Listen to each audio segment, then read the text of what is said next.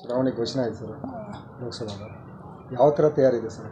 ಅಲ್ಲ, ಘೋಷಣೆ ಆಗುತ್ತೆ ಮುಂಚೆನೇ ನಮ್ಮ ತಯಾರಿ ನಾವು ಮಾಡ್ತಾಯಿದ್ದೀವಿ. ಇದಕ್ಕೇನು ಸಂಬಂಧ ಇಲ್ಲ. ಈಗಾಗಲೇ ಒಂದು ಲಿಸ್ಟ್ ಬಿಡುಗಡೆ ಮಾಡಿದ್ದಾರೆ. ಬಹುಶಃ ಶಾರ್ಟ್ಲಿ ಇನ್ನೊಂದು ಮಾಡ್ತಾರೆ, ಮಿಕ್ಕಿದ್ದು 21. ಸೊ ಇದು ನೀತಿ ಸಂಹಿತೆ ಜಾರಿಗಿಂತ ಮುಂಚೆನೇ ಸಾಕಷ್ಟು ಸಭೆಗಳಾಗಿದ್ದಾವೆ. ಸಂಘಟನೆ ಬಗ್ಗೆ ಗ್ಯಾರಂಟಿ ಕಾರ್ಯಕ್ರಮ, ಬೇರೆ ಬೇರೆ ಕಾರ್ಯಕ್ರಮ, ಅಭಿವೃದ್ಧಿ ಕಾರ್ಯಕ್ರಮ ಮಾಡಿದ್ದೀವಿ.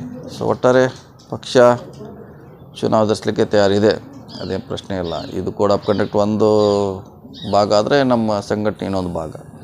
ಸರ್, ಬೆಳಗಾವಿ ಚಿಕ್ಕೋಡಿ ಚರ್ಚೆ ನಡೀತಾ ಇದೆ, ಇನ್ನೂ ಅಂತಿಮವಾಗಿಲ್ಲ, ಆಗಬೇಕಾಗಿದೆ. ಪ್ರಿಯಾಂಕಂದು ಹೆಸರು ಚರ್ಚೆ ಆಗ್ತಾಯಿದೆ, ಹೆಬ್ಬಾಳ್ಕರ್ ಅವ್ರದ್ದು ಚರ್ಚೆ ಆಗ್ತಾಯಿದೆ. ಅಂತಿಮವಾಗಿ ಇನ್ನೊಂದು ಸುತ್ತ ಚರ್ಚೆ ಮಾಡ್ತೀವಿ ನಾವೆಲ್ಲರೂ ಕೂಡಿ, ಅಂತಿಮವಾಗಿ ಹೇಳ್ತೀವಿ. ಸೊ ಈಗೇನಿದ್ರು ಕೂಡ ಚರ್ಚೆ ಅಷ್ಟೇ, ಇನ್ನೂ ಅಂತಿಮ ಆಗಿಲ್ಲ, ಇನ್ನೂ ಆಗಿಲ್ಲ. ಇನ್ನೊಂದು ಸಾರಿ ಎಲ್ಲ ಮುಖಂಡು ಚರ್ಚೆ ಮಾಡಿ ಫೈನಲ್ ಮಾಡ್ತೀವಿ. ಬಹುತೇಕ ಪ್ರಿಯಾಂಕ ಅವರು ನಿಲ್ತಾರೆ ಚಿಕ್ಕೋಡಿ ಅಂತ ಇದೇ ಸುದ್ದಿ ಇದೆ. ಅಂತರ ವರಿಷ್ಠರು ನಿಲ್ಲಿಸ್ಬೇಕಂತ ಆಸಕ್ತಿ ಇದೆ. ಅಂತಿಮವಾಗಿ ಜಿಲ್ಲಾ ಮುಖಂಡರ.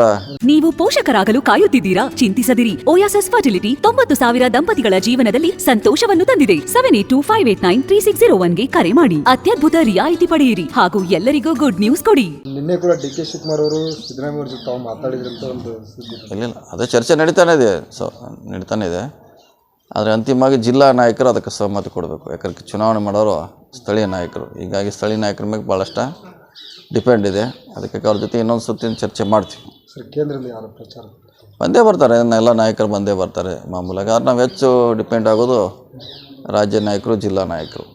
ಬೆಳಗಾವಿ ಜಿಲ್ಲೆ ದೊಡ್ಡ ಸಮಾವೇಶ ಮಾಡೇ ಮಾಡ್ತೀವಿ. ಬೆಳಗಾವಿಯಲ್ಲಿ ಒಂದು ಮಾಡ್ತೀವಿ, ಚಿಕ್ಕೋಡಿಯಲ್ಲಿ ಒಂದು ಪ್ರತಿ ಸಾರಿ ಏನು ಮಾಡ್ತೀವಿ. ಲೋಕಸಭೆಗೆ ಬೃಹತ್ ಸಮಾವೇಶ ಮಾಡೇ ಮಾಡ್ತೀವಿ.